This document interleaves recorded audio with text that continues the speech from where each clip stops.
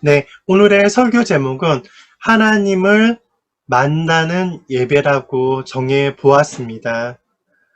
제가 설교를 준비하면서 예전에 들었던 그 이야기가 생각나더라고요.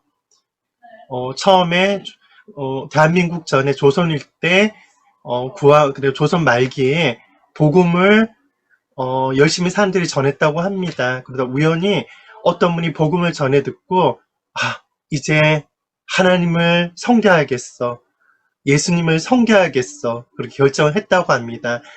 근데 옛날에는 어른들의 권세가 되게 권세가 있었잖아요. 그래서 마침 구원을 받으신 분이 그 집안의 어른이셨던 거예요. 그래서 가족들을 다 소집한 거예요. 얘들아, 이제 우리는 하나님을 섬길 거야. 예수님을 섬길 거야. 그분께 예배하자라고 이야기를 했다고 합니다. 근데 막상 그분이 구원은 받았는데 예배를 드리는 방법이 모르잖아요. 그래서 순간 가만히 있다가 이렇게 했다고 해요. 우리 이렇게 예배하자. 나 따라해. 하나님 만세! 예수님 만세! 그렇게 하나님을 향해서 예수님을 향해서 만세 삼창을 했다는 이야기를 들었습니다. 할렐루야. 그런데 그 예배를 하나님께서 기쁘게 받으셨을까요? 쟤네들 뭐 하는 거야? 라고 생각을 하셨을까요? 저는 믿습니다. 하나님께서 너무 흐뭇한 눈으로, 사랑의 눈으로 너의 그 마음을 내가 받았다라고 그렇게 말씀하셨을 거라고 생각이 되어집니다. 지금도 많은 이들이 하나님을 만나기 원합니다. 하나님을 높여드리기 원합니다. 그분께 참는 예배를 드리기 원합니다. 그래서 그를 위해서 예배학교도 가고요. 책도 읽고 많이 노력을 합니다. 그것들은 굉장히 중요한 시도라고 저는 믿습니다. 그래서 사실은 제대로 예배 드리기 위해서는 구약과 또 신약의 어떤 예배를 우리가 예배해야 되고, 그 예배 관련된 말씀을 묵상해야 되고, 공부해야 되고요. 그리고 초대 교회의 어떤 예배사도 살펴보아야 되고, 그리고 현재 밥소르기라든지 테리로라든지 어떤 하나님께서 기름 부으신 예배 인도자가 예배에 관해서 어떻게 이야기를 하는지 그 강의를 우리가 공부할 필요가 있습니다. 하지만 그것도 물론 전직 필요하지만은 본질적인 건 뭐냐면 저는 우리의 마음이다는 생각이 들었습니다. 하나님을 사랑하는 마음, 하나님을 갈망하는 마음, 하나님을 높여드리고자 하는 마음, 하나님의 되시 말고 경배하고자 하는 그 마음, 그 우리의 마음이 예배자에 있어서 가장 중요한 조건이 아닐까, 그것이 중심이 아닐까라는 생각이 들어서 어, 아까 실제 있었던 만세 삼창 이야기로 설교를 시작합니다. 제가 예배를 어떻게 경험하였는지에 관해서 좀 간증으로 시작했으면 좋겠다는 마음이 들었습니다. 그동안 제 얘기를 별로 하지 않았는데요. 이제는 자유롭게 하고자 합니다. 제가 감리교회에 속했지만 은사주의적인 성향을 가진 교회에서 구원을 받았습니다. 그 교회에서는 저 은사자라고 말하는 그런 은사자들이 있었어요. 그래서 예언을 하고요, 환상을 보고요, 또 축사를 굉장히 많이 하고, 그리고 굉장히 어떤 불의 사역이라고 하나요? 그런 사역을 하는 교회였습니다.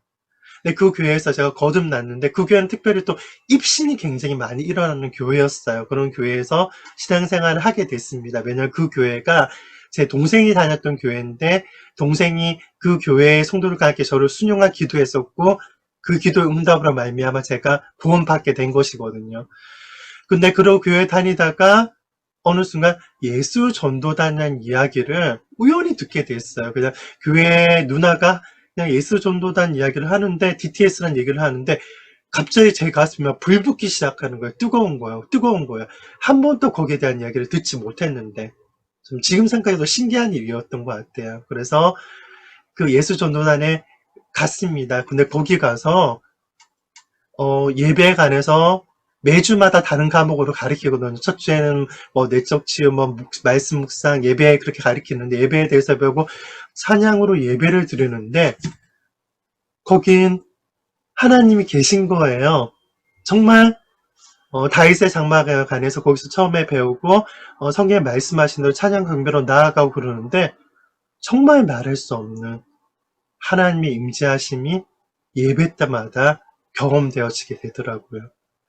정말 정말 DTS나 훈련이 그 좁은 시설에 좁지는 않았지만 그 합숙 훈련을 받고 뭐 또 전도행 또 가는데 쉬운 여정은 아니었지만은 예배 드릴 때마다 하나님을 만나니까 그게 너무 좋았던 것 같아요. 그 정말 바로 앞에 계신 하나님의 임재. 근데 그 DTS 받을 땐 참 너무 좋았는데 기존 교회로 돌아왔을 때 문제가 시작되어집니다. 왜냐하면 아까 말씀드렸죠. 말씀도 있고요. 그리고 또 은사가 예언이 있고요. 또 굉장히 어떤 입신도 많이 하고 은사주역인 교회였음에도 불구하고 예배 가운데 제가 하나님을 만나지지가 않는 거예요.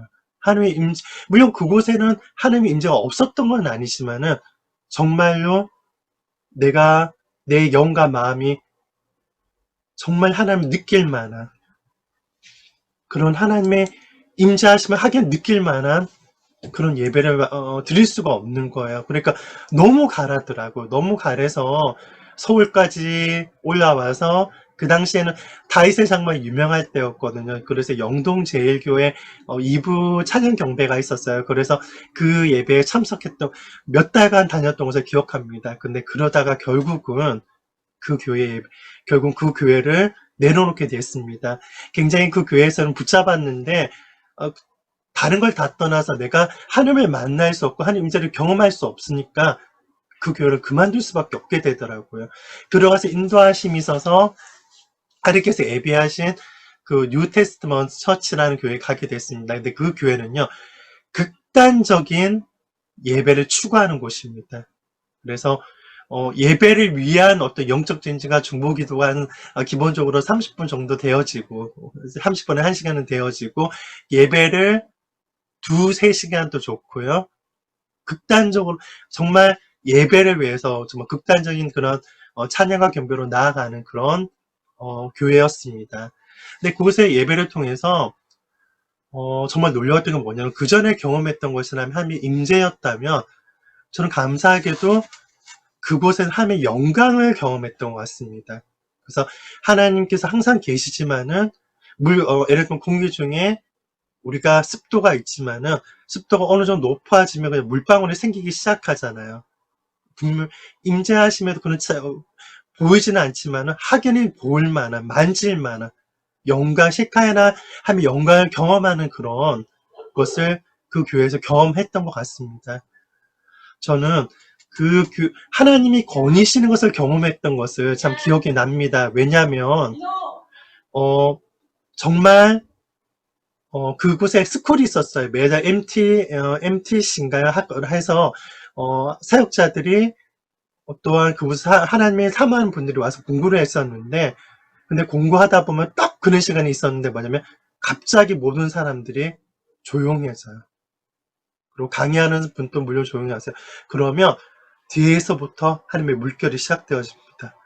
근데 그것은 그냥 느낌이 아니라 실제 느낄 수 있는, 만질 수 있는 하나님의 불같은 하나님 확연한 임재였어요. 그게 뒤에서부터 확 시작되어집니다. 그럼 뒤에 있는 사람부터 쓰러지고요. 그 임재 취합니다. 그 불이 하나님의 임재하심이 왔다가 갔다가 왔다가 갔다가. 근데 그것은 정말 그러다가 너무 예민한 분들 같은 경우 바로 쓰러지기도 하고 그런 하나님의 놀라운 그런 역사하심이 경험되어졌던 것 같습니다. 그리고 또한 저는 금요철화의 성만찬이라든지 찬양 경배를 잊지 못해요. 왜냐하면 성만찬 때도 그냥 막연하게 내 마음이 평안해, 내 마음이 따뜻해지는 것 같아, 뜨거워지는 것 같아 그런 차원이 아니라 그냥 성만찬 때마다 확연히 하나님이 거기 계신 거예요. 내가 한 사람을 만나서 있는 것처럼 어떤 사람과 사람만 존재감이 느껴지잖아요. 그런데 그러한 것처럼 성만찬 가운데 하나님이 계시는 거예요. 그리고 또한 극단적인 찬양과 경배를 추구한다고 말씀하셨는데 거기서는 되게 전쟁 찬양을 굉장히 강조하거든요. 그래서 하나님께 감사로 나아가고 찬양으로 나아가고 또 극단적인 워십 전쟁 찬양으로 나아가서 영계 방해물을 제거하고 나서 이층적인 방해물을 제거하고 나서 그다음에 경배로 나아가는데, 그렇게 되면 쉽게 하나님의 영광을 경험하거든요. 그래서 정말 성전에서 솔로몬의 어떤 성전 헌당과 또 성전 수많은 기업 가운데 하나님의 영광이 임해서 일어서지도 못했던 그런 세카의 영광 경험했던 것 같아요. 정말 하나님께 임하시는데, 제가 한 번은 너무 그 영광 안에 너무 감사해서 일어서려고 한번 해봤던 것 같아요. 은연중에 더 하나님을 경험하고 싶어서 일어서려고 했던 것 같아요. 제가 어떻게 됐는지 아세요? 그냥 꼬꾸라져 버려. 완전히 떼굴떼굴 그릇이 꼬꾸라져가지고 일어나지를 못하겠더라고요. 할렐루야. 그래서 어떤 막연한 하나님의 임재하심과 하나님의 영광은 막연한 것이 아니라 굉장히 실제적인 것이며, 그리고 하나님께서는 참으로 우리가 원하는 것보다 우리를 더 만나기를 원하시는구나. 그것도 그냥 구체적으로 그냥 마음에 위로를 주시는 그런 차원이 아니라 실제적으로 영광, 임재하심과 영광, 우리를 만나시기 원하는 분이 하나님이시구나. 그렇게 경험했던 것 같습니다. 할렐루야. 그래서 지금 또 갈망합니다. 정말 하나님이 임재하심을 강하게 경험하고 하나님의 영광을 경험하는 그 예배를 계속 드리기를 원합니다. 그리고 우리 교회가 또 그런 정말 강한 임재를 하고 경험할 때가 많은데, 정말 하나님의 영광을 항상 경험하는 그냥 우리 순환의 가정교회가 되기 원하고요. 또 그를 위해서 우리가 더욱더 기도하고 더욱더 사모함으로 또 어떤 필요하다면 공부함으로 나아갔으면 좋겠습니다. 예배에 관해서 그동안 배워왔던 타고난 대가들의 강의를 나눌까, 아니면 그런 그분들의 강의를 타고난 강의들을 나눌까, 그런 생각도 했었는데, 오늘 제가 이야기할 부분은 이것입니다.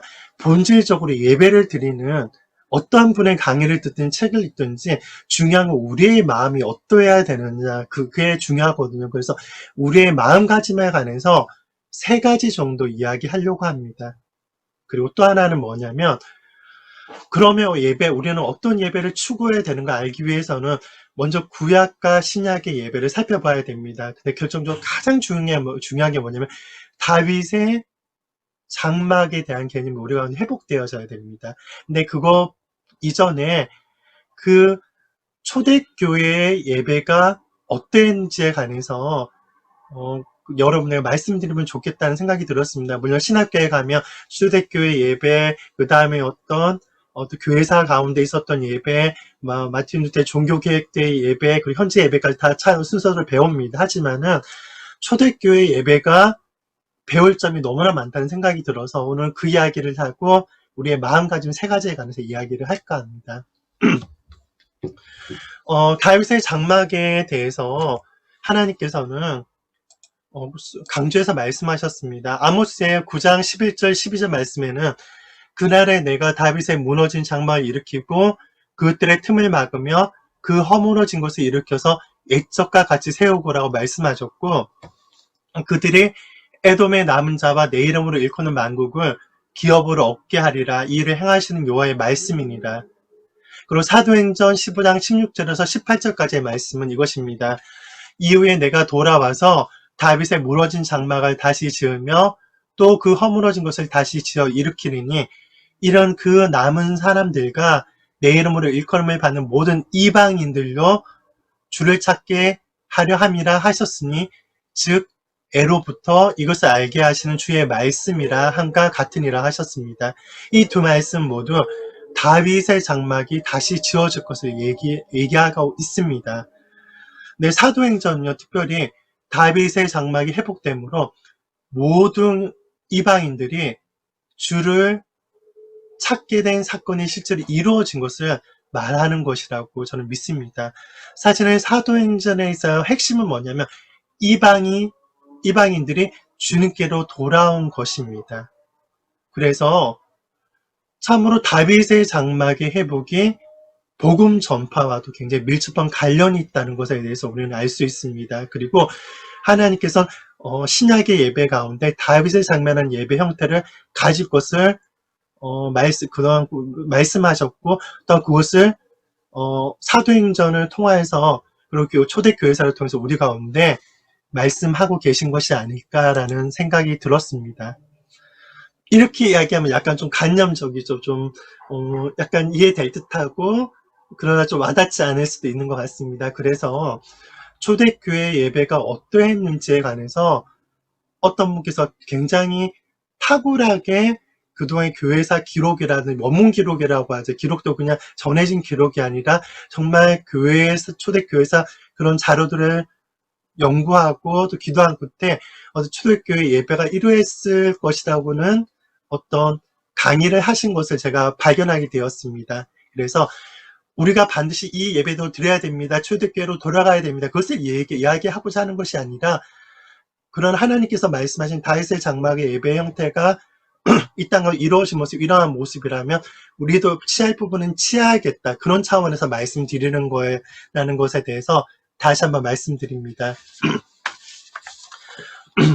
이분이 이야기 스타일로 그 강의를 만드셨는데요.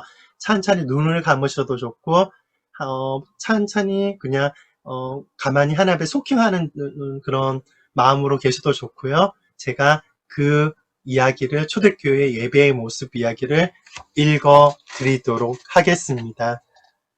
초대교회는 어떠한 모습이었나? 우리들 대부분은 초대교회의 모습을 상상하기 어렵다. 교회 모습이 지금과는 전체적으로 달랐다. 교회 건물, 찬송가, 설교단이나 성도성, 교회 주부, 아무나 정장하거나 넥타이를 하지 않았다. 따라해야 하는 예배 순서가 적혀있지 않았다. 비디오 프로젝터도 없었다. 초대교회는 어떠한 모습이었나? 질문의 대답을 위해 초대교회를 방문해 보자. 고대의 노마 거리를 걷고 있다고 상상해 보자. 오순절 이후 60년 이상이 지났다. 우리는 그 시대의 전형적인 교회에 깜짝 방문을 하고자 한다. 우리는 전형적인 노마인 집 문 앞에 도착하여 주인의 따뜻한 환영을 받는다. 문을 열고 들어가서 입구를 지나 건너편에 열린 큰 뜰이 보인다. 마치 파티처럼 보인다. 어떤 이들은 플룻과 수금, 탬버린을 연주하고 다른 이들은 노래하고 춤을 추며 손뼉을 치고 있다. 당신은 집을 제대로 찾아왔는지 확인하며 주위를 둘러본다. 어떤 단어들이 들리자 당신은 그것이 예수님을 찬양하는 노래임을 깨닫는다. 이것이 초대교회의 사람들이 하나님을 찬양하는 모습이었다. 노래와 춤이 풍성한 자유롭고 기쁜 축제였다. 사람들은 원을 그리며 모여서 유대인 스타일의 원춤을 추었다. 순교자 저스틴과 히폴리투스라는 사람이 남긴 기록입니다. 크리스찬들은 원춤을 기쁘게 추며 하나님을 찬양하는 사람들을 묘사한다. 세인트 바실이라는 사람은 천사들의 원춤이 이 땅에 따라한 것보다 더 큰 복이 없다라고 말한다. 노래가 조금 늦어지기 시작하면 많은 사람들이 하나님 앞에 무릎을 꿇고 앉는다. 대부분은 하나님께 손을 든다. 형용할 수 없는 하나님의 임재가 안뜰에 가득하다. 경배로 깊이 들어가면서 우리는 서로를 용납하고 사랑하는 것에 압도된다. 노래하고 춤춘 후에 음식을 가져온다. 사람들은 음식을 먹기 위해 자리에 앉는다. 이는 고린도 전서에서는 바울이 또한 유다와 베드로가 묘사한 음식이다. 이것을 사랑의 만찬 또는 아가페라고 부른다. 음식을 먹기 전에 그 집의 여주인은 초에 불을 켜고 감사하는 기도를 한다. 한 리더가 컵을 들고 하나님께 감사하고 그 컵을 돌려서 모두가 마실 수 있도록 한다. 그런 다시 빵을 들고 감사한다. 사람들에게 나눠준다. 이것이 마지막 만찬의 본 모습이다. 음식을 나눈 시간은 하나님께 헌신하며 초점을 맞추는 기쁜 시간이다. 먹으면서 사람들은 하나님에 대해서 이야기하고 간증하고 말씀을 암송하거나 나누며 하나님을 찬양한다. 음식을 먹은 후에 어떤 변화의 순간이 되기까지 계속해서 예배한다. 그곳에 미묘한 분위기에 공기의 변화가 생긴다. 그것은 두꺼워 진하게 보인다. 그곳에 만질 수 있는 하나님의 임재가 임했음을 느낄 수 있다. 바울은 교회가 모일 때 하나님의 능력이 오고 임재가 그들과 함께 있다고 말한다. 하나님의 영광이 모세의 성막과 솔로몬의 성전에 임했듯이 그 영광이 교회에 임한다. 하나님의 임재를 느낄 때 어떤 이들은 땅에 엎드려 경배한다. 어떤 이들은 손을 들어 하나님을 초대한다. 하나님의 임재가 그들 가운데 임하면 사역이 시작된다. 한 여인이 치유에 대한 말씀을 전한다. 한 남자가 손을 든다. 사람들은 그를 위해서 기도하고 그는 즉시 치유를 받는다. 어떤 사람이 성경을 읽는다. 한 교사가 말씀에 대해 설명해 준다. 한 여인이 아름다운 예언적 노래를 부른다. 사람들은 아름답고 기름부음이 강한 노래에 감동하여 울기 시작한다. 예언의 말씀이 선포된다. 방언하고 통역한다. 찬양이 계속된다. 한 남자가 뒤에 가까이 앉아있는 가족을 소개한다. 그들은 왼쪽 눈에 보이지 않는 12살 된 딸 때문에 왔다. 교회가 아이를 위해서 기도해 주길 원한다. 장로들은 아이의 기름을 붓고 기도한다. 갑자기 소녀가 울기 시작한다. 눈물을 흘리며 보여요, 보여요 라고 외친다. 그 아이의 엄마는 몸을 낮춰 아이를 안아주었다. 얼마 지나지 않아 전체 가족은 구원받았고 그들의 마음을 예수님께 들었다. 이것이 초대교회 예배와 복음을 전하는 방법이었다. 드디어 모임이 끝나기 시작한다. 성령님의 임재가 거둬지기 시작하나 여전히 몇몇의 소그룹은 모여서 기도하고 있다.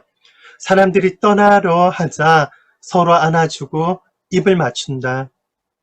서로 사랑하는 모습을 보면서 당신은 깊은 감동을 받을 것이다.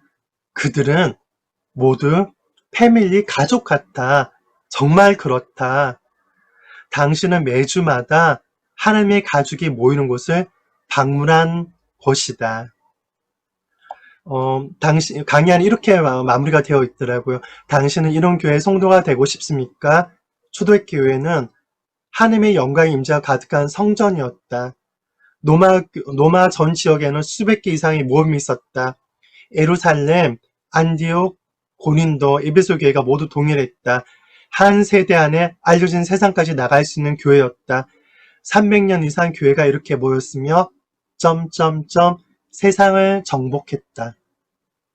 굉장히 마무리가 마음에 듭니다. 세상을 정복했다. 정말로 그렇습니다. 역사학적으로 봤을 때 로마는 지금의 정부와는 비교도 할 수 없는 건세와 건세 힘이 있었습니다. 근데 그 유대인 그 조그마한 마을에서 시작된 크리스찬들이 로마를 정복했다는 것 사실은 말이 되지 않는 거예요. 있을 수가 없는 일이에요. 더군다나 로마는 황제 중심의 나라였고 수많은 다신들을 섬기는 나라였는데 정말 어떤 정치적으로나 인간의 노력으로 로마는 정복되는 것이 불가능했습니다. 하지만은 그 초대교회 예배를 들으면서 아 그랬구나. 참으로 예배 가운데 하나님을 만났기 때문에 하나님을 경험할 수밖에 없었기 때문에 로마와 전 세계가 그 당시에 정복될 수밖에 복음으로 말미암아 정복될 수밖에 없었구나. 그런 것에 대해서 깨닫게 되어졌습니다. 할렐루야. 다윗의 장막에 통해서 이방인들이 주님께 돌아온다는 거, 하나님께서 다윗의 장막으로 우리 예배드리기 원하셨다는 거, 그래서 그것이 초대교회 오순절 이후에 초대교회 예배 가운데 그 말씀이 이 땅 가운데 이루어졌다는 것에 대해서 우리는 기억했으면 좋겠습니다. 그래서 근데 제가 이 얘기를 드린 건 다시 한번 말씀드리지만 우리도 초대교회에 돌아가야 됩니다. 그런 것이 아니라 하나님께서 지금의 우리 예배 가운데 말씀을 통해서 조명하시고 그리고 교회사 가운데 회복한 예배 가운데 우리 가운데 또 풀어지기 원하신 영역이 어떤 영역일까 생각했으면 좋겠다는 차원에서 제가 그 이야기를 드렸다는 것에 대해서 말씀을 다시 한번 드립니다. 할렐루야. 우리가 정말 많이 공부해야 될 것 같습니다. 정말 많이 하나님께 우리의 순환을 가져온 교회 가운데 하나님께서 그런 예배의 모습이 무엇인가, 우리 개인적으로 묵상하고 기도하고, 일단 우리가 함께 어떤 공동체로 모여서 함께 음성을 들음으로 그것에 대해서 우리가 우리 공통적으로 주신 하나님의 음성을 따라서 정말 나아가야 될 거로 믿습니다. 그럴 때 정말 하나님의 확연한 임재, 하나님의 또한 영광이 우리 가운데 풀어지며 다윗의 장막의 예배 회복하신 것처럼 정말 이방인들, 믿지 않는 들이 돌아오는 일들이 우리가 확연히 더 보게 될 거라고 믿습니다. 할렐루야. 근데 여기서 끝내면 그렇습니다. 다윗의 장막의 예배가 순환교회 회복돼야 됩니다. 우리 열심히 합시다로 얘기하면 또 너무 전통적인 예배고요. 적용에 관해서 너무 중요하니까 말씀드리도록 하겠습니다. 그럼 예배자로서 우리가 가져야 될 마음가짐, 중요한 마음가짐, 중요한 지식에 관해서 세 가지만 오늘 이야기했으면 좋겠습니다. 키워드라는 단어가 요즘 유행하더라고요. 그래서 오늘은 세 가지 키워드로 여러분들 가운데 적용에 관련되어서 말씀드리도록 하겠습니다. 이것은 우리가 모든 예배자들 가운데 예배자들의 또한 예배 사역의 대가들이 강조하는 부분을 제가 함축해서 서머리해서 말씀드리는 것입니다. 첫 번째 키워드는요, 예배는 희생이다. 그 다음에 두 번째 키워드는 예배는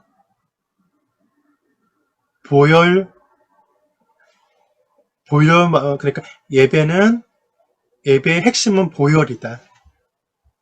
세 번째는요, 예배는 웰컴이다. 굉장히 압축해서 말을 줄여봤습니다. 다시 한번 말씀드립니다. 예배는 희생이다. 예배의 핵심은 보혈이다. 예배는 웰컴이다. 말씀드리도록 할게요. 첫 번째, 예배는 희생이라는 것에 대해서 말씀드립니다. 제사는요, 희생이라는 과정을 반드시 통과합니다. 그래서 구약의 제사들을 살펴보면 속죄물이라는 짐승의 희생이라는 그런 형태를 반드시 거쳤습니다. 반드시 한 생명체가 희생되어지고 피를 흘려야만, 소나 염소와 심지어 비둘기가 피를 흘려야만 그 제사를 드릴 수가 있었습니다. 반드시 희생이 있어야만 제사가 성립되어졌습니다. 근데 신약의 예배는, 지금의 우리의 예배는 어떠한가요? 지금 또 우리가 무슨 소를 잡거나 염소를 잡거나 비둘기를 뚝 그렇게 죽여서 예배를 드리나요? 아니요. 지금은 특별히 우리가 그렇게 짐승을 잡아 죽이지는 않지만은 예수 그리스도께서 모든 희생을 다 지불하셨고 예수 그리스도 그 보혈의 피를 의뢰하면 하나님 앞에 나아갑니다. 그래서 우리는 지금 우리께 나아가는 것은 우리의 사실은 구약과 비교할 수 없을 정도로 더 큰 걸 드리죠. 우리 자신을 드리고 우리의 시간을 드리고 우리의 모든 것을 드리며 하나님께 나아갑니다. 이것이 신약의 예배의 그런 본질인데요. 하지만 보이는 형태로 우리가 뭘 드리냐면 어떤 우리의 시간을 드리고 또 헌금을 통해서 우리가 하나님께 나아갑니다. 근데 그것은 우리의 것을 하나님께서 주신 거지만 우리가 준 것을 내려놓는 그런 희생이 거기에는 포함되어 있습니다. 그래서 본질적으로 예배는 우리의 것을 하나님께 내려놓는 희생이 전제된다는 것에 대해서 말씀드리고 싶습니다. 하지만 저는 예배와 관련되어져서 여러분께 말씀드리고 싶은 건 뭐냐면 희생의 제사, 그러니까 우리의 삶의 태도에 있어서 항상 하나님을 찬양하도록 결정해야 된다는 것을 말씀드리고 싶습니다. 왜냐하면 우리가 말씀엔 이런 말씀이 있습니다. 제가 읽어드릴게요. 무화과 나무가 싹이 트지 않고 포도나무에 열매가 없다고 해도 올리브 나무에서 수확할 것이 없고 밭은 먹을 것을 생산하지 못해도 우리 안에 양떼가 없고 위안간에 소가 없다 해도 내가 여호와를 기뻐할 것이고 내 구원에 되시는 하나님을 즐거워할 것입니다. 굉장히 유명한 말씀입니다. 하지만은 이것이 신약의 경배와 굉장히 관련이 되어져 있습니다. 우리가 감사할 일이 많을 때, 우리 주변 환경이 평안할 때 하나님께 감사드리고 찬양하기 너무나 쉬울 것 같습니다. 하지만은 내가 몸이 아프거나 내가 마음이 좋지 않거나 어떤 관계에 어려움이 있거나 내 자녀가 아프거나 내가 하고 있는 일에서 너무 스트레스가 많거나 그러면 우리는 본능적으로 찬양하기가 힘듭니다.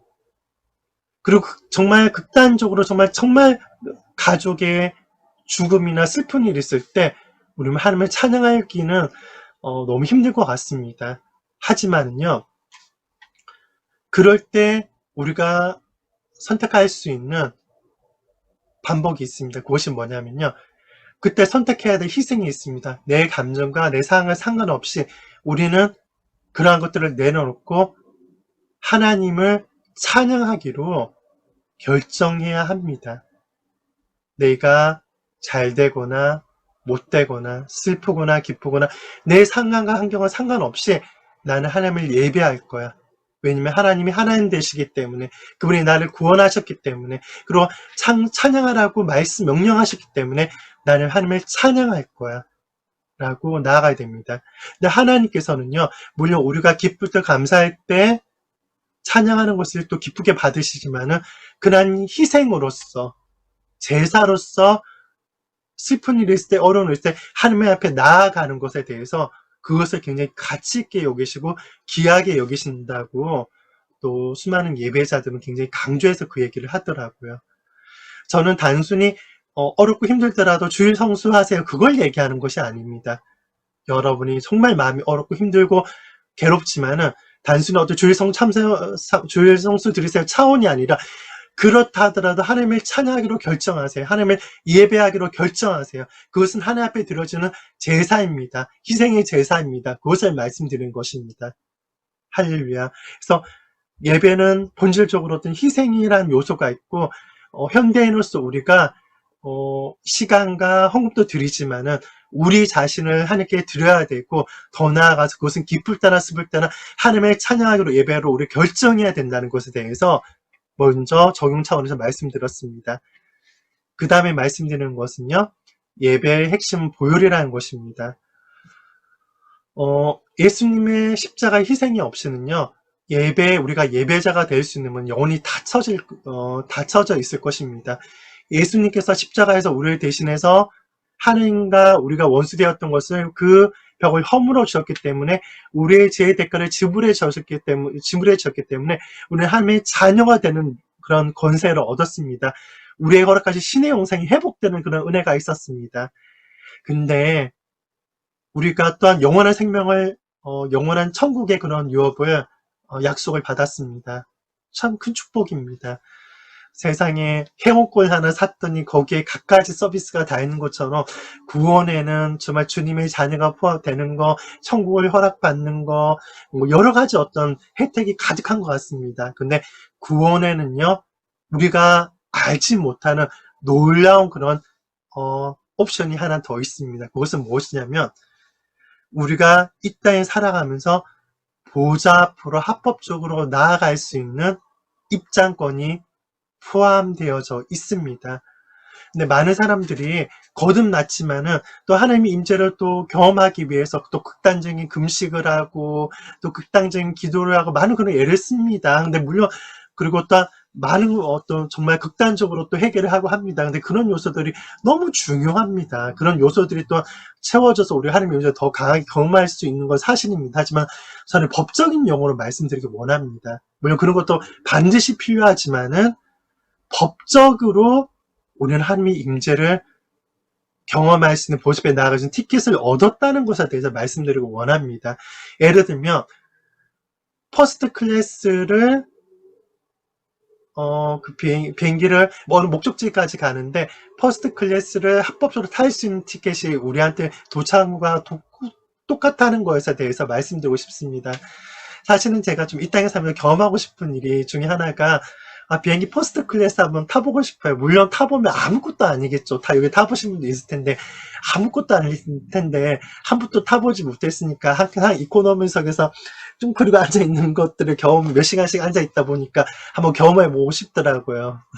근데 그것과 사실 비교할 수 없이 우리는 하나님의 영광과 임재를 경험하는 문이 이미 열려있다는 거예요. 말씀은 이렇게 이야기합니다. 우리에게는 대제사장은 우리의 연약함을 채울하지 아니하는 자가 아니요 모든 일에 우리와 한결같이 시험을 받은 자로되 죄는 없으시니라. 그러므로 우리가 궁휼하심을 받고 때를 따라 돕는 은혜를 얻기 위하여 은혜의 보좌 앞에 담대히 나아갈 것이니라.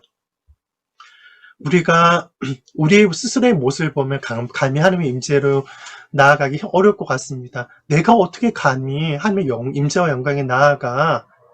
그쵸? 감히 나아갈 수 없죠. 그냥 나아갔다면 죽는 것밖에 수가 없습니다. 정말 구약에서 하나님의 임재를 경험한 사람 대상들이 죽었던 것처럼 우리도 그냥 하나님 앞에 나아가면 죽을 수밖에 없습니다. 정말 감히 나아갈 수 없죠. 하지만 신약의 성도인 우리들에게는 예수 그리스도의 보혈의 피로 말미암아 담대히 하나님의 은혜의 보좌 앞으로 나아갈 수 있으며 그의 보좌 앞에 나아갈 수 있는 그 문이 열려져 있습니다. 이것을 머리로 아니라 실제로 굉장히 깨닫는 것은 굉장히 중요합니다. 저는 이해를 이야기시키기 위해서 그 아담과 하와의 그런 에덴 동산의 이야기를 하기 원합니다. 아담과 하와가 범죄했어요. 그리고 하나님의 피해 숨었어요. 에덴 동산에 추방되게 됐어요. 근데 하나님께서는 그냥 그들을 빨가 벗은 채로 내쫓지 않으시고 그렇게 양을 잡아다가 옷을 입혀서 보내셨다는 그 어떤 기록이 있습니다. 근데 거기에 대해서 저는 그냥 그렇구나라고 생각했는데 저는 개인적으로 베니 목사님의 강의를 들으면서 너무 은혜를 받았어요. 왜냐하면 양을 그냥 하나님께 양을 잡아다가 깨끗이 씻고 무두질까지 하고 형태를 맞춰서 딱 입히셨을 수도 있다. 하지만은 본인이 계시받고 본인이 생각하기에는 양을 잡아서 그 양이 아직 가죽을 벗기셔서 아직 온기가 있고 김이 나고 그 피가 뚝뚝 흐르는 양의 통째로 입히셔서 옷을 입히셔서 보내셨을 수도 있다. 그래서 아담과 하와는 그 양의 가죽의 그 따뜻함과 자기를 대신해서 죽었던 그 양의 온기와 그 피를 그대로 경험하면서 나아갔을 것이라고 이야기하는데, 물론 이것은 견해입니다. 이것이 성경에서 이렇게까지 이야기하고 있지는 않습니다. 하지만 견해고 본인의 성령님 안에서 계시받은 견해이지만은 저도 이것은 그랬을 수도 있겠다는 생각입니다. 왜냐하면 어린 양이신 예수님께서 우리를 대해서 희생하시고 피 흘리시고 우리를 또 지금도 덮고 계신, 우리의 수치 허물을 덮고 계신 것에 대해서 너무나 명확하게 알고 있기 때문에 이것이 또한 그랬을 수도 있겠다라고 생각이 듭니다. 근데 이것은 상당히 우리가 예배 드리는 그런 모습과 굉장히 밀접한 관련이 있는 상징인 모습이라고 저는 생각이 되어집니다. 내가 누군데 하나님 임재에 나아갈 수 있어, 영광에 나아갈 수 있어. 내 지금 오물이 가득한데 내가 정말 기분이 너무 안 좋아. 내가 기도도 안 했는데 주저하는 마음이 들 때가 있을 것 같습니다. 하지만은 그럴 때마다 우리는 어떻게 적용하냐면, 내가 누구한테 감히 하나님 앞에 나아갈 수 있겠어. 내가 나의 의로움은 권리일 뿐이야. 하지만은 내가 예수 그리스도의 보혈을 의지한다면, 그 보혈표로서 나를 돕고 하나님의 보좌 앞에 나아간다면 나는 두렵고 것도 알지만 얼마든지 하나님의 임재와 영광을 경험할 수 있어. 나는 보혈표, 내 상태에 상관없이 나는 보혈표를 의지해서 어린 양이신 예수님과 하나님께 나아갈 거야. 그것을 항상 잊지 않으셨으면 좋겠습니다. 보혈로 말미암아 우리는 하나님께 예배 드릴 수 있게 되었습니다. 보혈로 말미암아 예배는 회복되어졌습니다. 보혈로 말미암아 우리는 지금도 하나님께 나아갈 수 있습니다. 그리고 보혈로 말미암아 우리에게 영원한 사역이 예비되어져 있는데, 우리는 천국에서 영원히 요한계시록 우리 하나님의 어린 양이라는 그 하나님의 이름을 시장부터 외치면 찬양한다는 그런 성경 구절이 있습니다. 보혈은요, 예배의 핵심입니다. 그래서 우리가 그 보혈의 가치를 알고 보혈을 항상 적용함으로 내 상태에 상관없이 하나님 항상 담대히 나아갈 수 있는 자들이 되었으면 좋겠습니다. 세 번째 키워드는요, 예배는 웰컴이라는 거 말씀드립니다. 제가 강아지를 키우면서 예배에 관해서 좀 깨달아지는 부분이 많습니다. 예를 들면 밥소르기 목사님 책에 보면 어느 날 강아지가 왈왈왈왈 하고 자기에게 막 다가오는 모습에 너무 행복했는데, 어, 그러, 하나님이 갑자기 말씀하셨대요. 밥소르기 목사님한테, 나는 너가 이 강아지처럼 나를 기뻐하고 예배드리기 원한다. 근데 처음에 그 얘기 들었을 때, 어, 좀 기분이 살짝 나쁘셨대요. 이거 하나님이 말씀하신 거 맞아 생각했는데, 나중에, 하나님이 나에게 말씀하신 것이 맞구나 생각이 되어졌어요. 강아지를 정말 본인이 정말 뭐 먹을 거에 관심이 있을 때 있잖아요. 기본적으로 주인을 좋아하거든요. 막 주인한테 오면 찾아 꼬리 흔들고, 막 애교 부리고, 주인을 너무 갈망하고 쳐다보는 모습이 있거든요. 마찬가지로, 저는 최근에 이민경 목사님 이야기를 들으면서 너무 은혜가 되었던 적이 있어요. 왜냐면, 한국에 계시다가 가셨잖아요. 그런데 손녀가 할머니, 할아버지 하면서 깡충깡충 뛰고 손을 들고 뱅글뱅글 돌고 막 그렇게 할아버지, 할머니 기뻐하더래요. 환영해 주더래요. 그래서 거의 마음이 녹으셨다고 하더라고요. 그런데 저는 뱅글뱅글 돌고 손을 들었다는 얘기를 들으면서 갑자기 이건 하나님께 예배 드리는 그런 예배 형태인데 손을 들고 할렐루야라는 뜻은 우리가 많이 쓰는데 여기서 할랄루야라는 뜻이고 할라는 극단적으로 하면 찬양하다 뱅글뱅글 돌면서 하나님을 높여주는 그런 의미가 있고요. 류는 모두와 함께 야는 야의 하나님 뜻이에요. 그러니까 놀랍게도 하나님 우리가 어떤 대상을 기뻐하고 즐거워하고 웰컴하는 모습에 예배의 요소가 있는 거예요. 그래서 어떤 예배의 본질은 이것이구나. 하나님을 정말 기뻐하고 즐거워하고 환영하는 것. 정말 강아지가 주인을 너무나 기뻐하고 환영하는 것처럼 정말 그 손녀가 할아버지 하면 너무 기뻐 깡깡 뛰는 것처럼 우리 아버지 되시고 우리의 구원자가 되시고 우리의 영원의 연이 되신 주님을 기뻐하고 즐거워하고 갈급해하는 것이 바로 예배의 본질이구나. 그것에 대해서 생각하게 되었습니다. 할렐루야. 근데 사실은 그러한 갈급함이 있을 때, 근데 예배 인도자들이 이야기합니다. 예배 해준 가운데 하나님이 임재하신 경이 임할 때 전부가 그렇게 처음에 예배자로 나아가는 것이 아니다. 그 중에 3분의 1, 3분의 1에서 좀 적은 사람들에게서부터 하나님 그들이 정말 갈급한 마음으로 앞에 나아가기 시작할 때 결국은 회중 전체 가운데 임하신 하나님의 은혜로 말미암아 전부가 하나님께 나아가는 것이다. 처음부터 전부가 그렇게 나아갈 수 없다고 하더라고요. 내간이 되는 사람들이 있다고 이야기를 합니다. 그 내간은요, 하나님에 대한 그런 웰컴하는 마음, 갈급하는 마음을 가진 사람들, 예배자들을 말합니다. 그래서 앞으로 물론 우리가 예배관에서 더욱 함께 공부할 것입니다. 또 그것 통해서 많이 배울 것입니다. 하지만 어떤 본질은 우리가 하나님을 사모하는 마음, 사랑하는 마음, 갈급하는 마음, 환영하는 마음이라는 것에 대해서 말씀드리고 우리가 그러한 마음으로 하나님을 웰컴하는 마음으로 하나님께 우리가 예배를 드리고 일단 우리가 우리의 상태에 상관없이 보혈의 피를 의뢰해서 담대히 하나님의 은혜의 보좌 앞으로 법적으로 나아갈 수 있어. 그렇게 나아가고 일단 우리가 우리의 환경과 상황에 상관없이 나는 희생의 제사를 드릴 거야.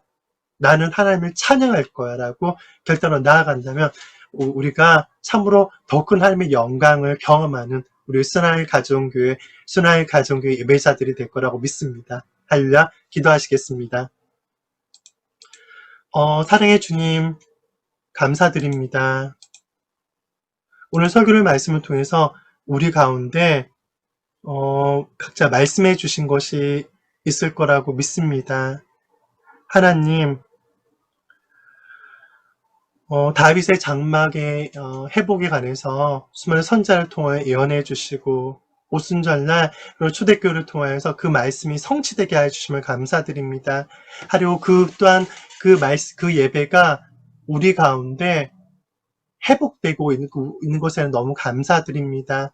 하나님 특별히 순환 가정교회 가운데 예배에 대한 그런 더 깊은 계시를 허락하여 주시고 더 많은 정보 지식을 허락하여 주시되 우리가 단순히 머리로만 그것을 아는 자가 아니라 그것을 적용하는 자들이 될 수 있도록 도와주시길 원합니다.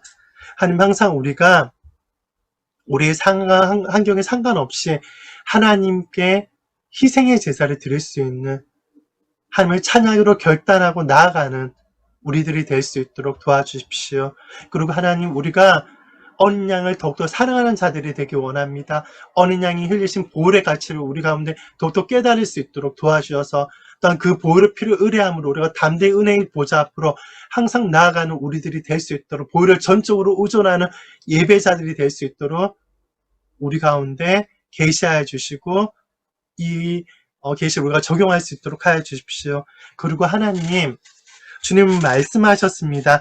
나는 나를 사랑하는 자들을 사랑하니 일찍부터 나를 찾는 자는 나를 찾을 것이라고 말씀하셨습니다. 그렇습니다.